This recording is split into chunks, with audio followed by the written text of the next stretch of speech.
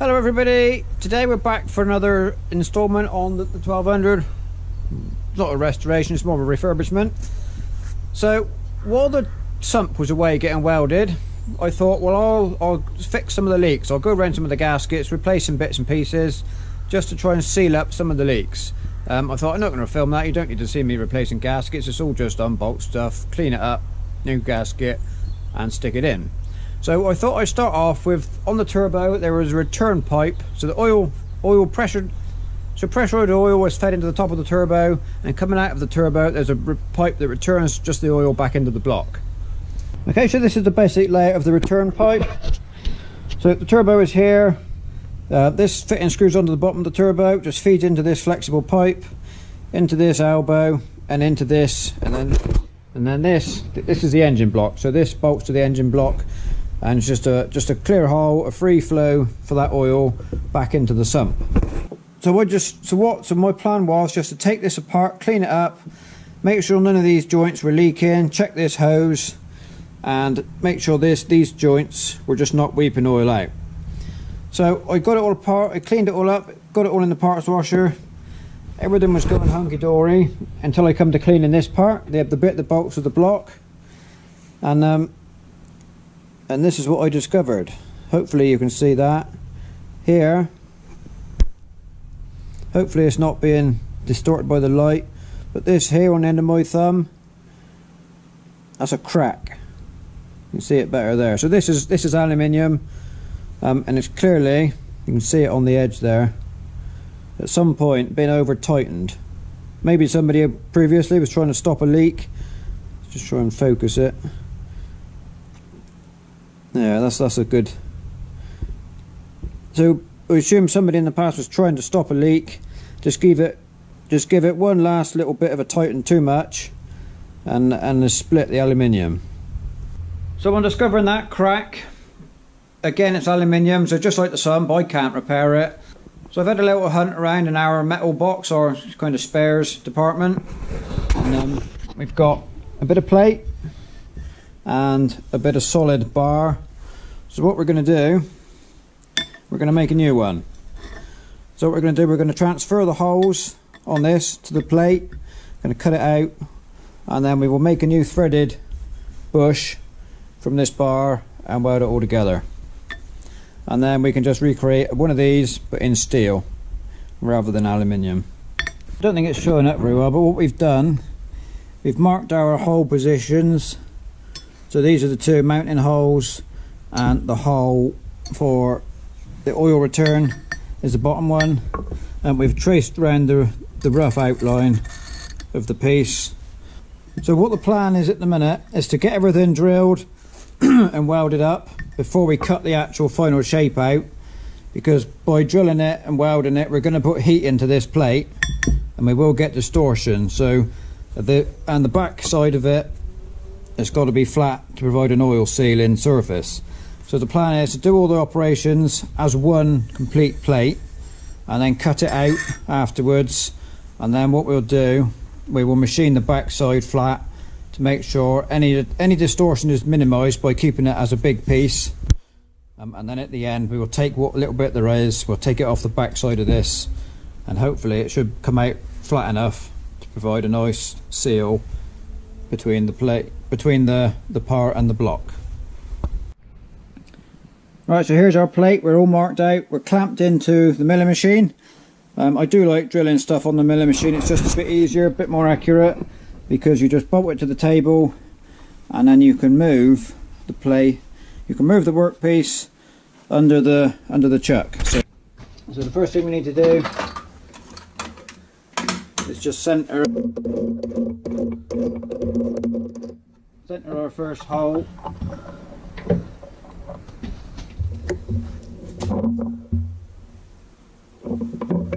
Let's use this pointer to get us centered on the cross, on the scribe lines.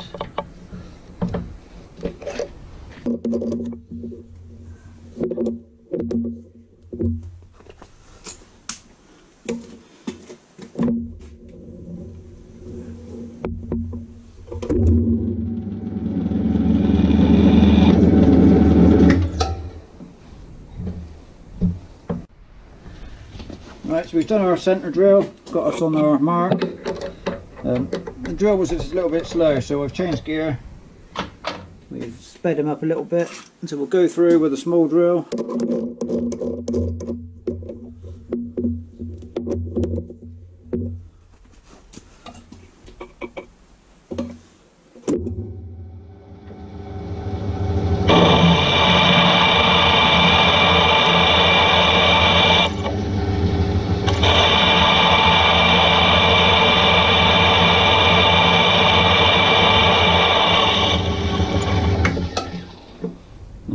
And then without moving the workpiece, we will go up to our final drill size.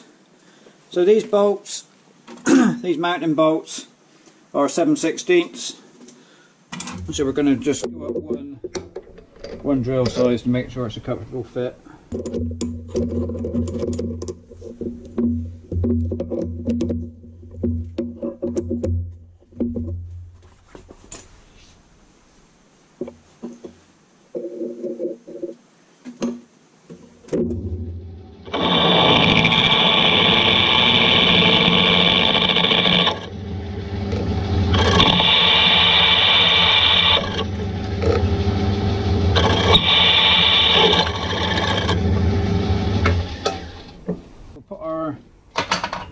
Pointer back in and recenter for the second hole.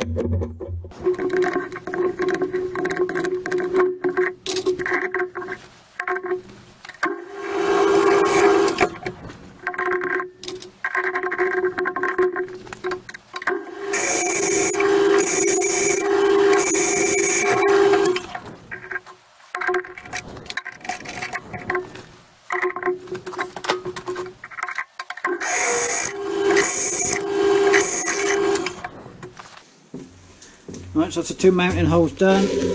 We'll just clean up the oil and recenter over our oil way.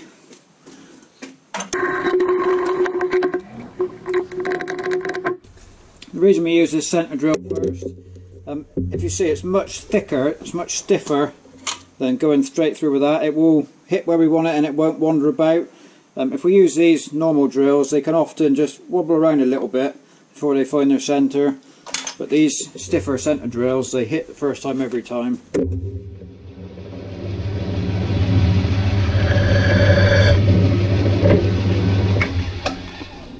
Just that little bit of extra rigidity, getting it accurate, is worth the fiddling to put them in and out just to make that little mark. So this oil hole needs to be bigger than the other two. So what I'm going to do is I'm going to go through with the two drills we have been using, and then we will go through the final bigger drill to get the right size.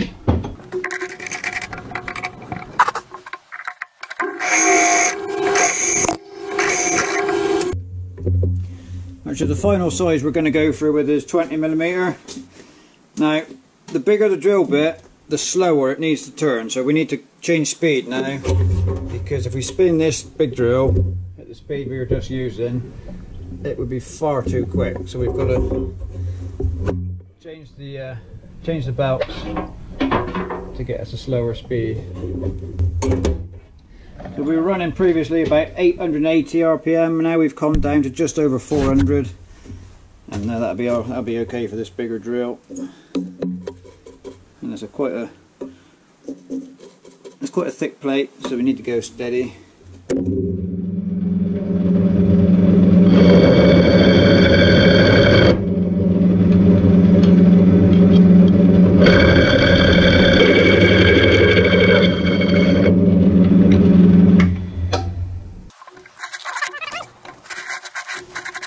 Okay, so here is two bolt holes and the oil hole all drilled out.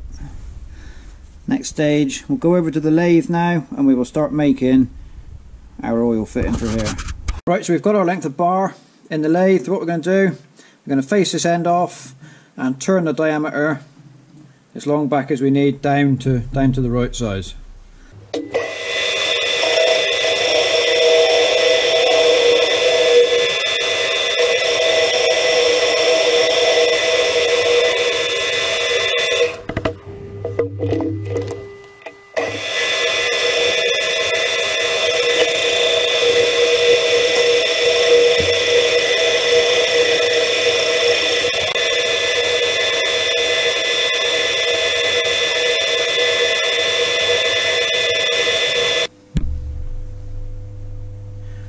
so we're down to final size on the outside diameter now.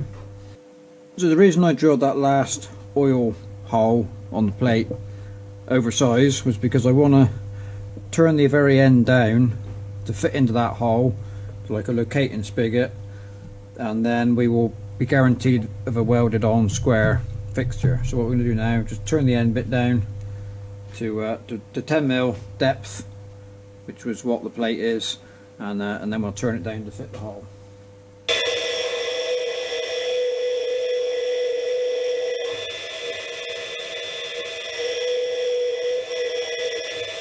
Right, so we're getting close to size now. That's 36 thousandths over size.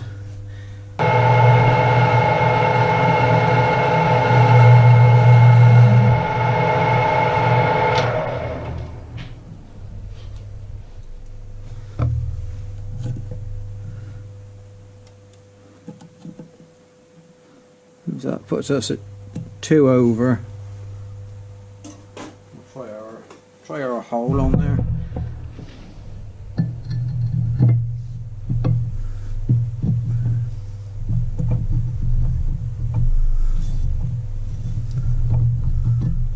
It's close. We're about 2 over, so we'll just rub a bit of emery cloth on.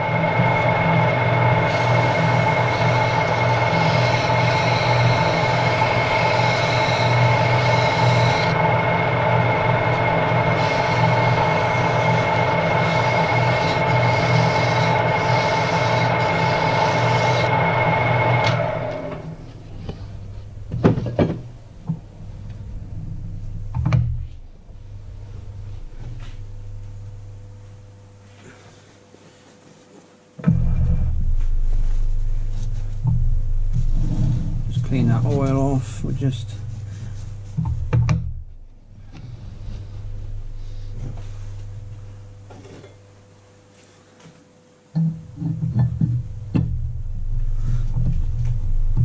that's going to press on there. Right, we'll take that, we'll leave that as a nice tight snug fit. So these two edges we turned up to are very sharp, so what we want to do is we will turn our tool post round and just put a chamfer on those just to take the nasty sharp edges off.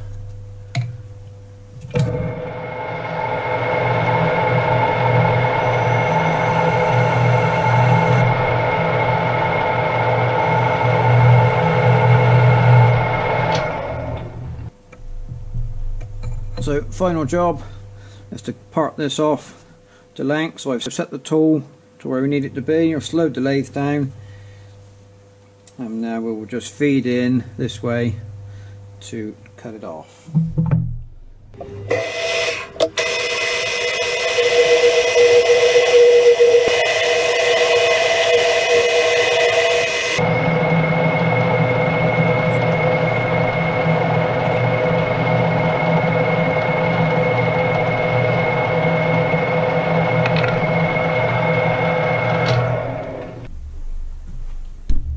So here is our half finished part. So we've got the end that goes in. What we've got to do now is turn it round, put it back in the chuck, and drill and tap this end right the way through, ready to take the fitting. Right, so we've reversed our part, put it in the chuck the other way around now. So what we're going to do, we're going to drill right through out to the size for the tap, and then we're going to tap the thread ready to take the fit in that will then eventually return the oil.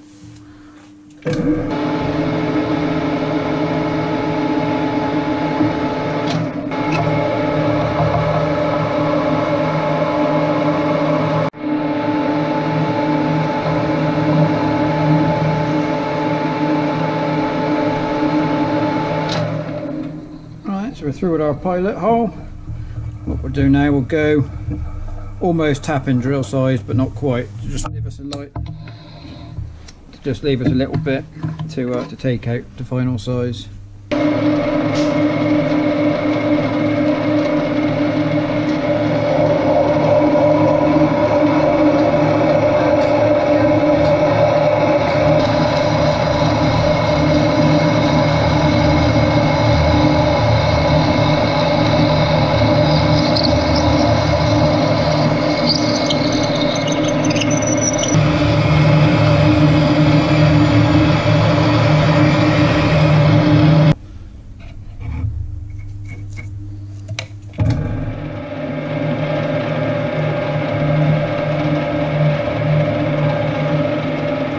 Right, so we've drilled out to size.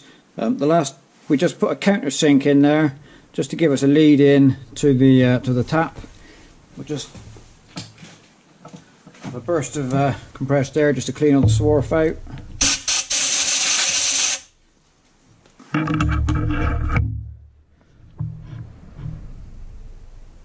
So we put a tap follower in there. So what that is that's a little point with a spring on it. So it keeps constant pressure on the end of the tap to make sure everything's running square. So we'll lubricate our tap. Put that into the countersink. Just bring the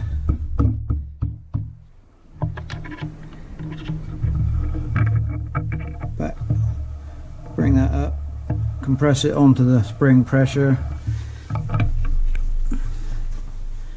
and then that tap can do nothing but be square and find its way in.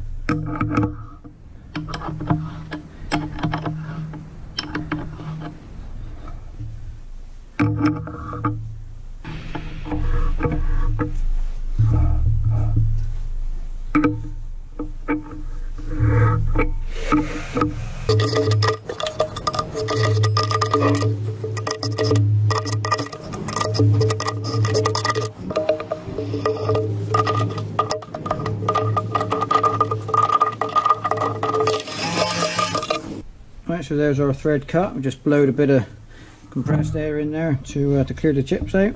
So this is the fitting that is going to go into there. So we'll give it a test fit.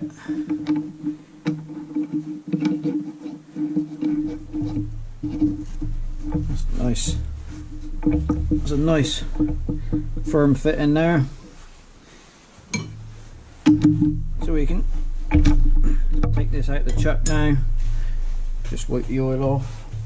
Okay, so here is our completed fitting, ready for pressing in and welding in.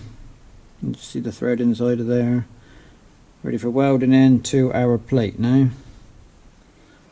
Right, so we've now deburred and cleaned this plate, cleaned all the cutting oil off, and we have done the same with our fitting we've just made. So what we'll do, we'll press the two together and then weld this into here, and finally we will cut out the final shape. So just a simple press it in the vise, just to squeeze it in to where it needs to be. Starting to look a little bit like what we need to now. So we've got our holes and our threaded section. So we'll just run a bead of weld around there now. Right, so look away now, so if it burns your eyes out, it's your own fault.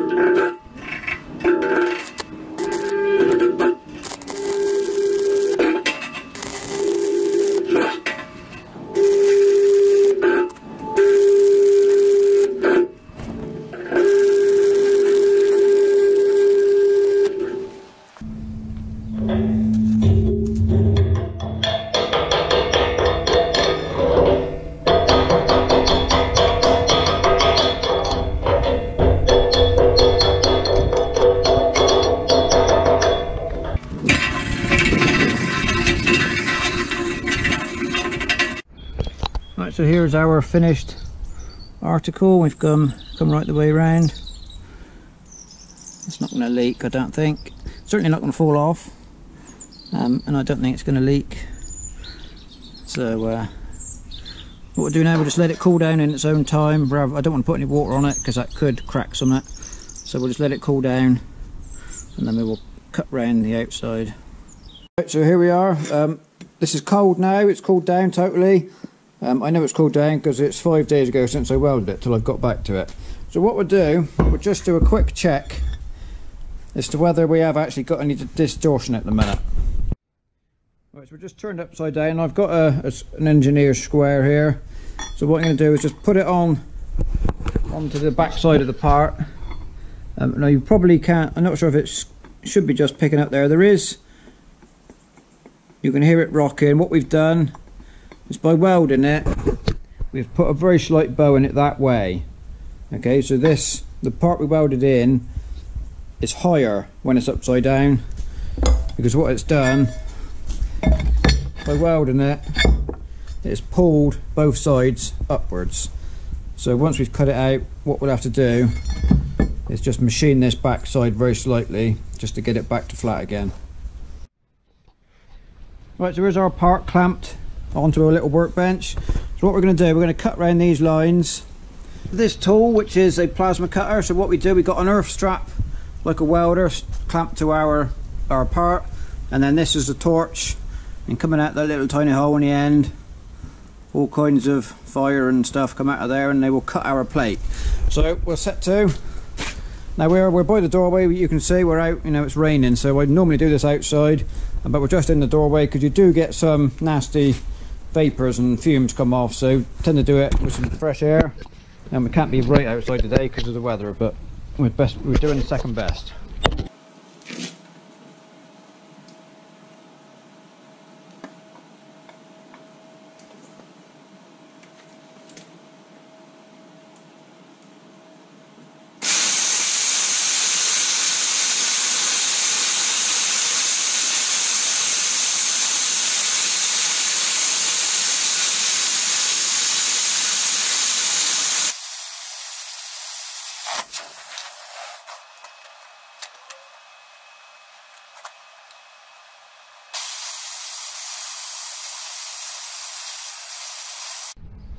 Right, so here's our roughly cut shape.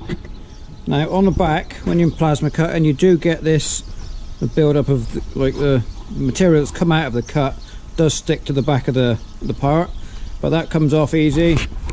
We can chip that off. Just chips off to leave a nice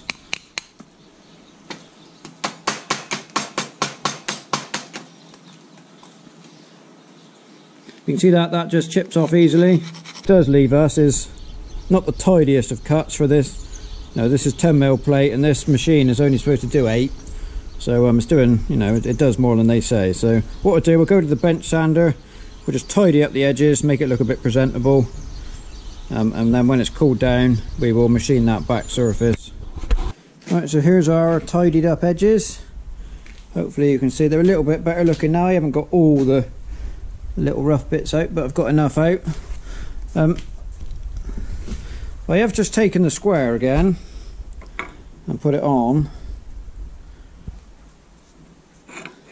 and I don't think on there we have now, I don't think we've got any distortion on there.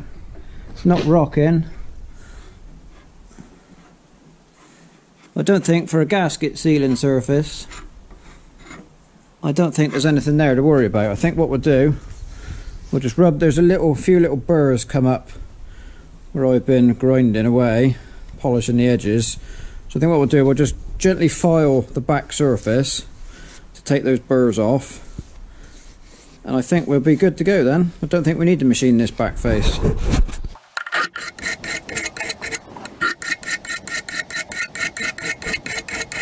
So well, hopefully you can, I'm not sure if it's showing up, but just by holding that file flat and rubbing it over, we do have file marks pretty much, certainly around that there where the oil's going to come through and around the edge. It's a little bit here it's not, and just a little bit here, but other than that I'm happy with that. That's flat enough for a gasket surface, because we are going to put a little bit of sealer on there anyway. So I think what we'll do now, there's no burrs are all gone, it's nice and smooth around the edge there.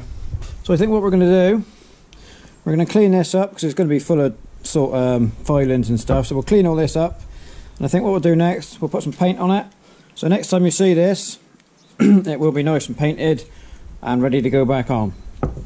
Here's our finished part. It's had a coat of paint, it's ready to go back on. So what we've done, we've lined up all our parts, so we've got the bit we've made, new gasket and the original bolts with some new, got some new lock washers on there, and then this fitting screws into there, and then the hose tail screws into that fitting. We've got the bit of hose, and then this is the fitting that screws up that way up onto the turbo to actually catch the oil. I don't believe that this hose is leaking, but I don't particularly like these. It's braided, as you can see, and it's got these sharp, you know, it's degrading a little bit, it's coming apart. So I've got some new hose, so we won't be putting that on, we'll be putting a fresh bit of rubber on, using the original clips because they're good. So what we'll do, we'll go out to the tractor, we will degrease where this the area where the gasket goes, to make sure the sealant sticks nicely and give us the best chance we got of not having any leaks. So we'll just take some standard painting thinners on a bit of paper towel, just rub over the area on the block where it's going to sit, just to make sure there's no traces of oil left, and then that sealer will stick to this and be a nice oil tight seal. So we just, on the back of the gasket, just a very thin skim. You don't want much, as if you put too much in there it's going to squeeze out and waste, and potentially, not in this case, but you can block the oil ways with it, but this is quite a big hole, so it's not going to block them on this particular gasket, but it could in a different application. So just go all the way around the edges.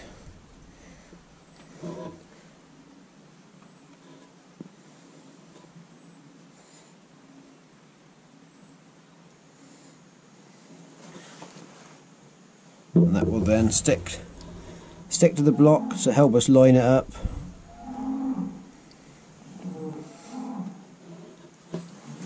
And again on the back of the part, just a little smear.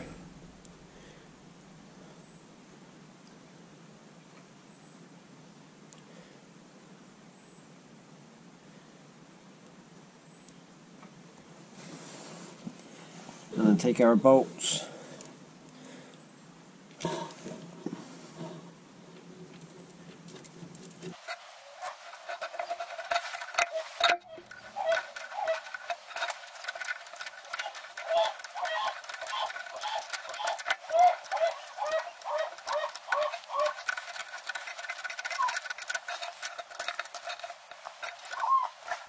So just tighten the bolts evenly. Just a little squidge of sealant has come out.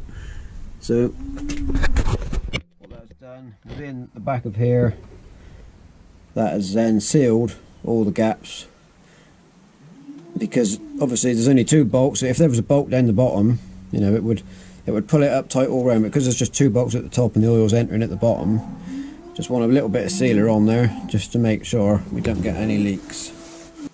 So next in is the angled fitting. I've got plenty of PTFE tape on there, like white plumber's tape, because this has got to stop in the right position, not necessarily when it's tight. So we need plenty of tape on there so that we can stop it when we need to.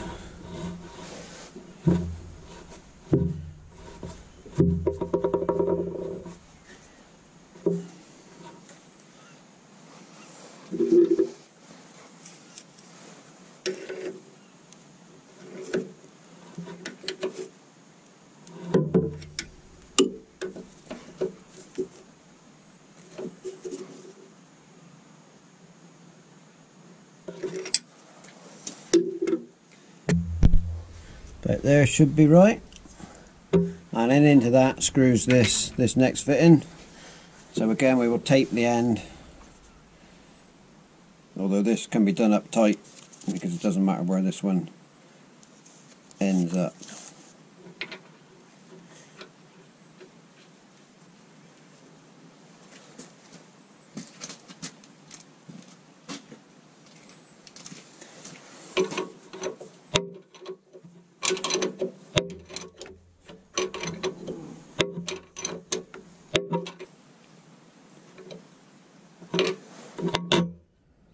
Right, so that's that tight, that's that finished there. So next what we need to do, this is the outlet for the turbo.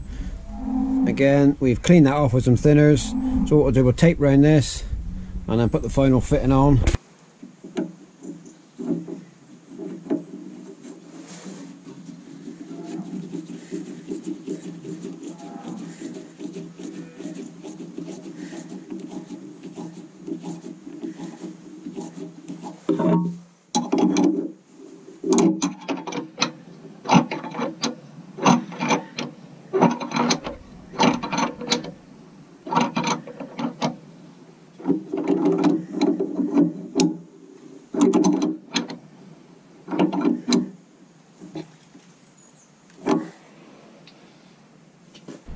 Right, so now what we need to do is just cut the pipe to make a little length between here and down over there. So this is what we got. It's just a bit of 16mm internal fuel hose, oil hose. It's got to be oil grade hose, otherwise it'll just perish. This is the proper stuff. So what we'll do, we'll just measure off the other one and have it exactly the same.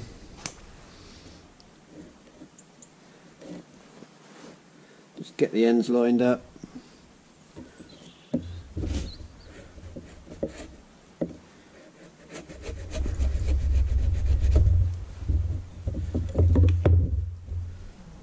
And that's it. But we must remember to thread our Jubilee clips on first, otherwise they will get forgot. And we've got to take it off and start again.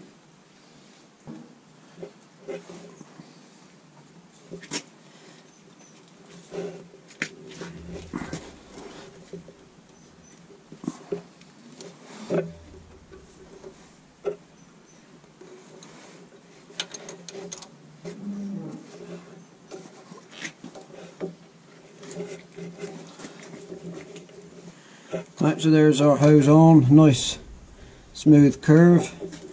So we'll just tighten up the clips.